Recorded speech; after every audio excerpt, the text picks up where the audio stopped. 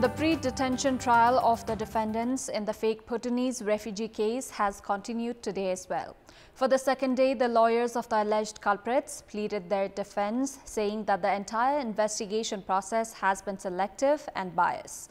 On 24th of May last month, the Kathmandu District Attorney's Office had filed criminal cases against 30 individuals, of whom 16 are still on the run.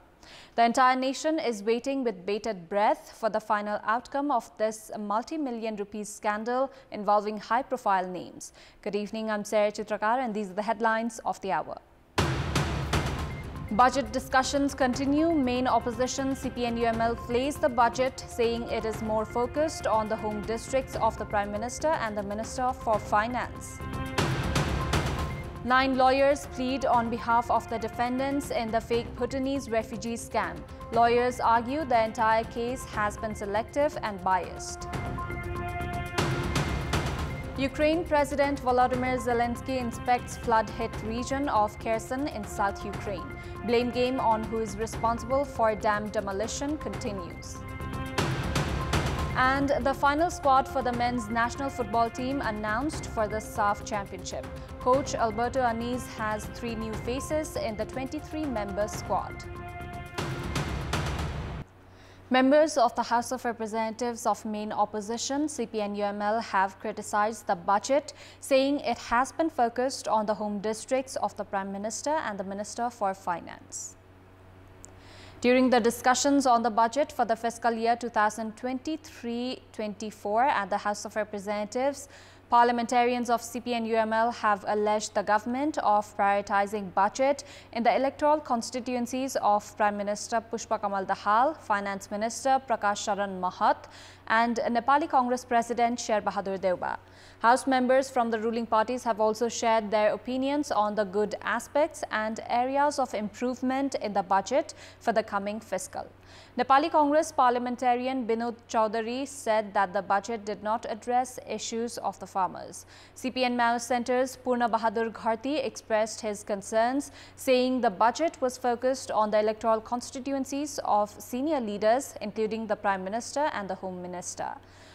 Other parliamentarians appreciated the budget but stressed on its effective implementation. Meanwhile, Rashtriya Swatantra Party's Rabi Lamichhane said that the budget was introduced without adequate study on the basis of majority. He added that the parliament had lost track with debate on buffaloes and criticized his own party of the involvement of its parliamentarians in such debates. Rashtriya Prajatantra Party's Rajendra Lingden said that the budget for the coming fiscal could not revive the degrading national economy.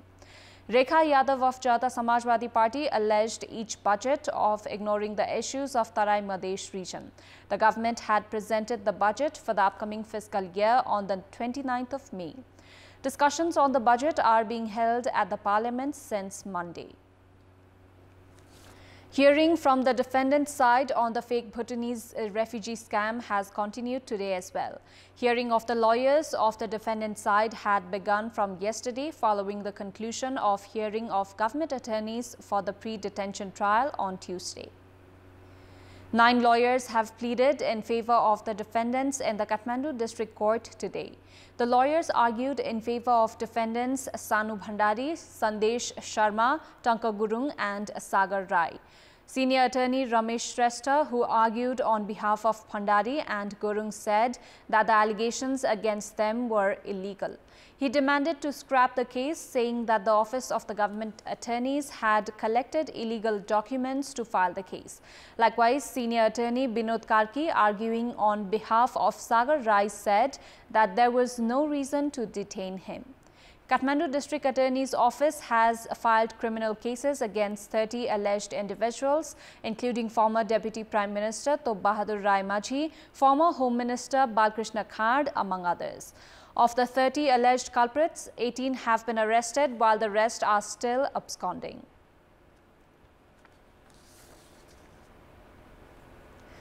Nepali Congress General Secretary Gagan Thapa has said that there was no reason to find an alternative to the current coalition government.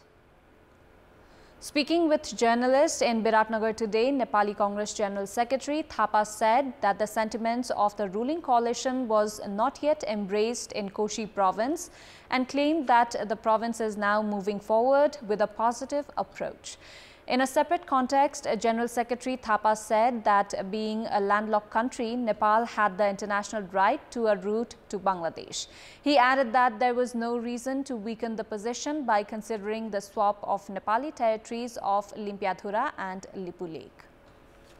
We'll take a short break here. We have more news coming up. Police have arrested the ward chairperson of Mallikarjun Rural Municipality of Darchula, Madan Singh Dhami, on charge of raping a woman of the same area. According to District Police Darchula, after raping the woman on the 3rd of January, ward chairperson Dhami had absconded.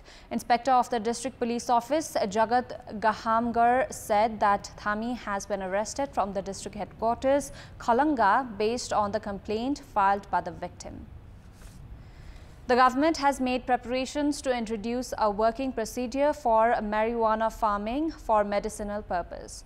Budget has also been allocated for feasibility study of marijuana farming in the fiscal year 2080-81. Parliamentarians and activists have been voicing for their legalizing marijuana farming at the earliest to provide immense opportunities to the farmers and export of Nepali products made from marijuana and hemp. The 1961 summit of the United Nations endorsed the International Treaty Single Convention on Narcotic Drug 1961. Since then, marijuana was considered a narcotic drug and was banned. After signing the treaty, Nepal introduced laws to control marijuana in 1976. The act, which has been amended 5 times, has termed the farming, storage, consumption, sales and distributions of marijuana illegal and punishable by law. Marijuana farming is illegal. Police have been reaching villages to destroy its farms. The farmers of Makwanpur have been demanding the legalization of marijuana farming by forming required laws. Towards the end of 2020, the United Nations removed marijuana from harmful category and recognized it as a herb with medicinal benefits. Following the move, debates have intensified regarding legalizing marijuana in Nepal as well. A proposal was also registered in the Parliament to lift the prohibition. Narcotics Drugs Control Act 1976 includes the arrangement for marijuana farming for medicinal purpose by receiving required permits. Despite the arrangement, marijuana farming still faces several complications. Only Canada and Uruguay have legalized marijuana. Despite the prohibition, marijuana is farmed in several rural villages of Nepal.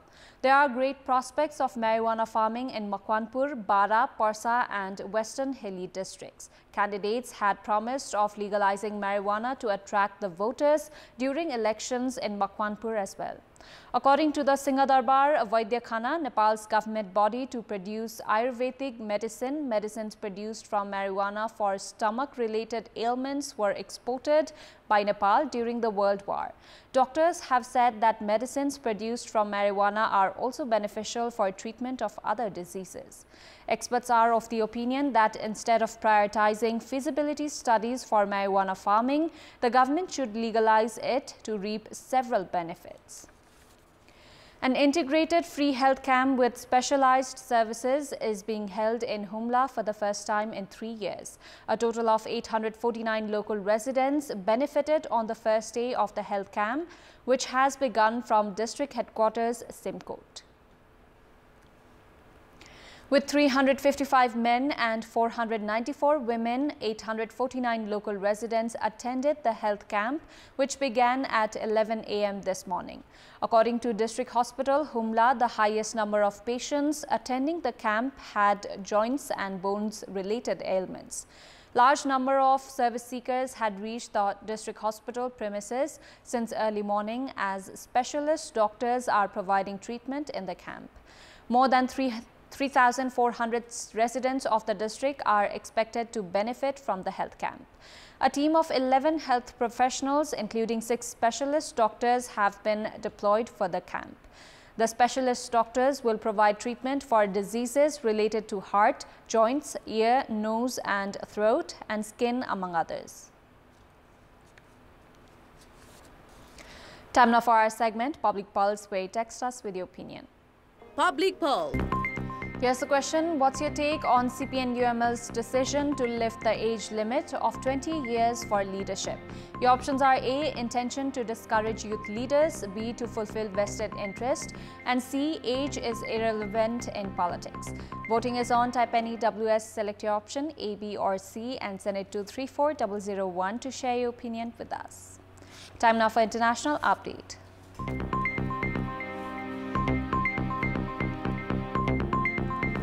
Drone video showed one of Kherson's residential areas underwater on Thursday, with only the roofs of some houses visible above the surface of water. About 600 square kilometers or 230 square miles of the Kherson region in southern Ukraine was underwater on Thursday, following the destruction of the Kakhovka hydroelectric dam, the regional governor said. Governor Alexander Prokudin said 68% of the flooded territory was on the Ukrainian, in fact, in the Russian-occupied left bank of the Dnipro River. The average level of flooding in the Kherson region on Thursday morning was 5.61 meters, he said. Russia, which launched a full-scale invasion of Ukraine in February 2022, and Ukraine blame each other for the destruction of the Russian-occupied dam on Tuesday. Prokudin said almost 2,000 people had left flooded territory as of Thursday morning. Ukrainian President Volodymyr Zelensky visited the flooded southern region of Kherson on Thursday to discuss emergency operations after flooding caused by the destruction of the huge dam.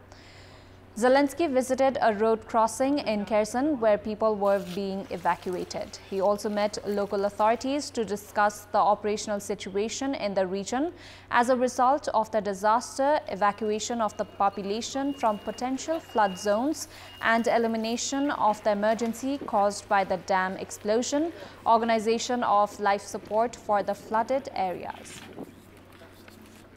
India's top wrestlers decided to suspend their protest on Wednesday after the country's sports minister promised an investigation into a federation chief who has been accused of sexually harassing female athletes.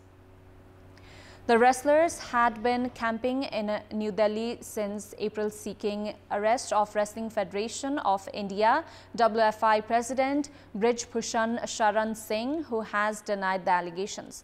Last month, the protest site was cleared and several wrestlers were briefly detained as they kept demanding action against Singh, who is also a powerful politician and a federal lawmaker.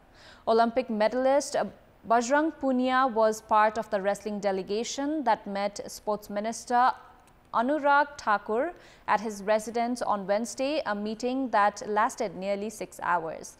Singh, a leader from Prime Minister Narendra Modi's ruling party and six-time MP, has been accused of sexually assaulting 7 female athletes, including a minor. His lawyer rejected all the allegations leveled by the wrestlers and said Singh was cooperating with the police in the probe. Olympic medalist Sakshi Malik, Asian Games champion Vinesh Phogat and Punia had to be talked out of plans to dump their medals in a river in protest on May 30. The rumbling protest and police action against the top athletes have shone a spotlight on government's staggered pace in dealing with a criminal complaint against a member of their political party.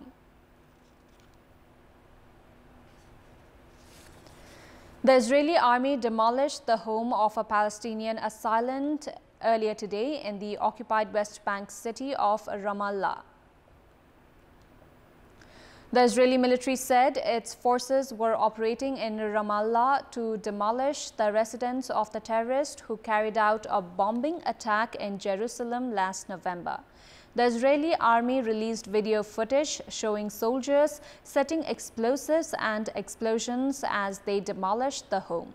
Clashes erupted after Israeli forces mounted a rare raid into the Palestinian city of Ramallah in the occupied West Bank early on Thursday in what the military said was an operation to demolish the house of an assailant.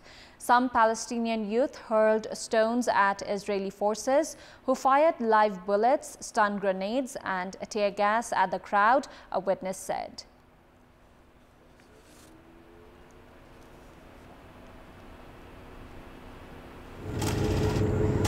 A protest was staged Wednesday night in front of the Tokyo Electric Power Company headquarters, owner of the crippled nuclear power plant in Fukushima, which is advancing the nuke wastewater ocean discharge plan with the Japanese government.